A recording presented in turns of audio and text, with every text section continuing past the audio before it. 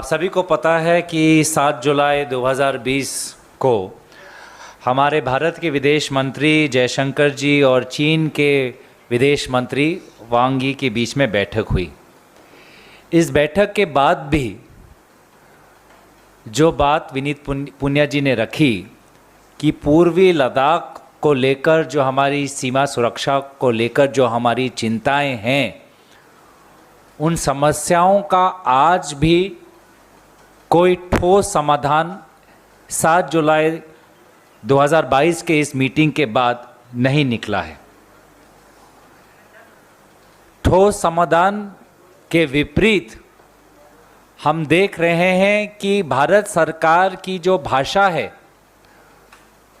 विदेश मंत्रालय की जो भाषा है, वो कमज़ोर हो चुकी है। जहां पर हमारी मांग, कांग्रेस पार्टी की मांग बहुत स्पष्ट है कि 5 मई 2020 से पहले भारत की सीमा पर जो स्थिति थी, वो स्टेटस को एंटी हमें चाहिए। ये हमारी स्पष्ट मांग है। लेकिन आज जो स्टेटमेंट आया, उस स्टेटमेंट में स्टेटस को एंटी को लेकर कोई हमने वहाँ पे विवरण नहीं देखा।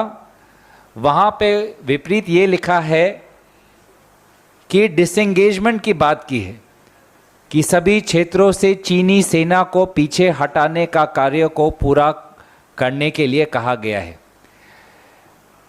पर इस स्टेटमेंट के बावजूद भी हमने क्या देखा है कि वहाँ पर हमारे भारत की सीमा के उस पार चीन ने अपनी इंफ्रास्ट्रक्चर को बढ़ाया है। उन्होंने अक्साई चीन पर अपनी सेना की संख्या बढ़ाई है, 5G नेटवर्क लगाया है, 5 नए हेलीपोर्ट लगाए हैं, पंगोंग सो पर एक नया पुल लगाया है और उनकी जो वायुसेना की जो एक्टिविटीज़ है बढ़ गई है। इस संदर्भ में प्रधानमंत्री मोदी जी का ये सहमा हुआ शांत जो उनका ये व्यवहार है, इस पर कांग्रेस पार्टी प्रश्न उठाना चाहती है। क्यों आपने आज तक आपने अपने जो खुद का जो विवरण है, ना यहाँ कोई हमारी सीमा में घुस आया है, ना ही कोई घुसा हुआ है। इस स्टेटमेंट, इस बयान को आज भी आप कबूल करते हैं? इतना कुछ होने के बाद भी प्रधानमंत्री मोदी जी ने अपने इस बात पर कोई संशोधन नहीं लाए। क्यों? कहाँ गई आपका 56 इंच? कहाँ गई आपके लाल आंख? आज चीन का नाम लेने से इतना डरते क्यों? राहुल गांधी जी बार बार कहते हैं, ये 2 शब्द शायद प्रधानमंत्री मोदी जी पर भी लागू होता है, डरो मत। पूर्व में भी राहुल गांधी जी ने कहा है कि प्रधानमंत्री मोदी जी देश के नेता होने के कारण से उनको एक सशक्त नेतृत्व दिखाना चाहिए, लेकिन उनका रवैया सहमा हुआ है। वो सिर्फ अपनी छवि के बारे में सोचते हैं। भारत की सीमा सुरक्षा से ज़्यादा उनको अपनी छवि प्यारी है, और इस छवि को बचाने में भारत सरकार के विभिन्न अंग उनके आपस में भी तालमेल नहीं रहा। अब उदाहरण स्वरूप रक्षा मंत्रालय ने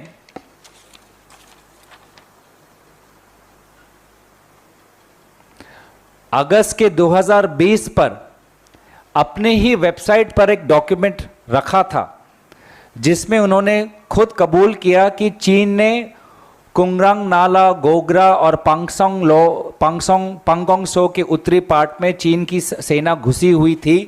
लेकिन प्रधानमंत्री जी की छवि को बचाने के लिए, उनके झूठे बयान को संरक्षण देने के लिए रक्षा मंत्रालय ने उस डॉक्यूमेंट को अपने वेबसाइट से उतारा।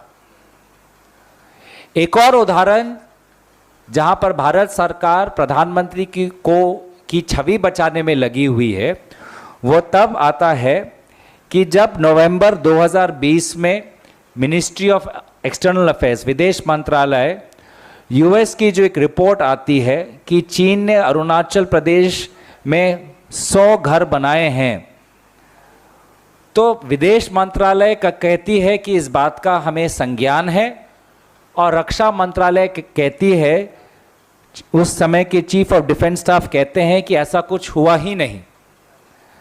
तो ये कैसा संदेश दे रहे हैं कि रक्षा मंत्रालय एक चीज कहता है, विदेश मंत्रालय एक और चीज कहता है, भारत की प्रधानमंत्री कुछ और चीज कहते हैं, और वास्तविक स्थिति अलग ही है।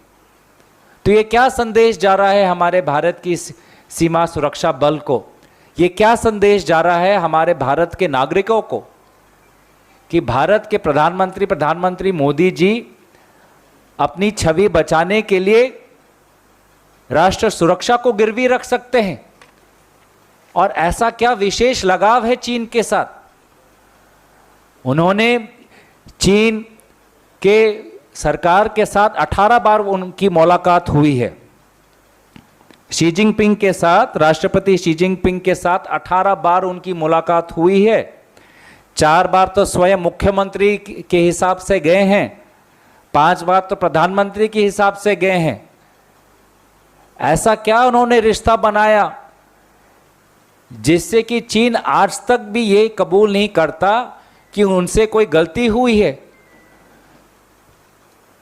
चीन आज भी हमारी सीमा सुरक्षा को गंभीर रूप से नहीं लेता। विदेश मंत्रालय जयशंकर और विदेश मंत्री वांग जी का अगर स्टेटमेंट पढ़े, उसमें तो हमारी सीमा सुरक्षा की जो विवरण है चीन के स्टेटमेंट पे भी नहीं है। चीन अलग विषयों पे बातें करता है, यूक्रेन की बात करता है, लेकिन भारत की जो सॉवरेंटी और टेरिटोरियल इंटेग्रिटी है उस पर उनकी कोई बात ही नहीं है। तो ऐसा चीन के साथ क्या रिश्ता है कि प्रधानमंत्री मोदी जी 18 बार मुलाकात करने के बावजूद भी कोई दबाव ही नहीं डाल पा रहे? चीन आज तक कबूल नहीं करता ये सीमा सुरक्षा गंभीर है। उनके पिछले मीटिंग के उनके स्टेटमेंट में कोई विवरण नहीं। तो हालात में परिवर्तन कब आएगा कि जब दूसरा पक्ष इसको एक गंभीर समस्या के रूप में लेता ही नहीं? और प्रधानमंत्री मोदी जी का इस विशेष रिश्ता का कारण क्या हुआ, क्या नतीजा क्या निकला? उल्टा प्रश्न उठता है कि क्या ये 18 मुलाकातों में ऐसा कोई बात हुई जिससे कि प्रधानमंत्री मोदी जी जो कहते हैं कि ना कोई घुसा है ना कोई घुसा हुआ है, ये स्टेटमेंट चीन के साथ मिलता है? ये स्टेटमेंट तो चीन का पक्ष बोलता है। तो क्या ये 18 मुलाकातों में ऐसी कौन सी बात हुई जिससे कि प्रधानमंत्री मोदी जी इतने सहमे हुए हैं और शांत हुए हैं इस मामले पर?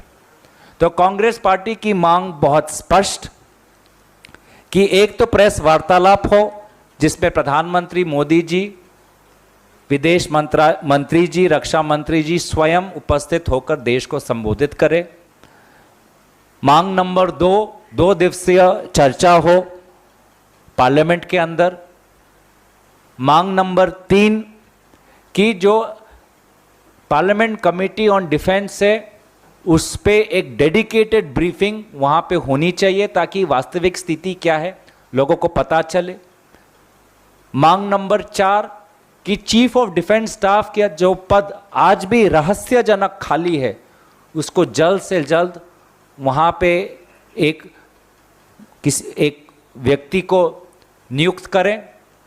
और मांग नंबर 5 कि अग्निवीर ये स्कीम से हमारी भारतीय सेना में एक बहुत गलत संदेश गया है। नाम नमक निशान की संस्कृति को इसने दुर्बल किया हुआ है। आर्मी के लोग, वायुसेना के लोग, नौसेना के लोग जो रिटायर्ड हुए हैं उच्च स्तरीय पद पर है, उन्होंने इस स्कीम की आलोचना की है। जिन्होंने स्वयं देश के लिए त्याग किया है, बलिदान किया है, सीमा पर वो खुद रहे हैं, उन्होंने देश की वास्तविकता को समझा हुआ है, ऐसे व्यक्तियों ने इस स्कीम की आलोचना की है।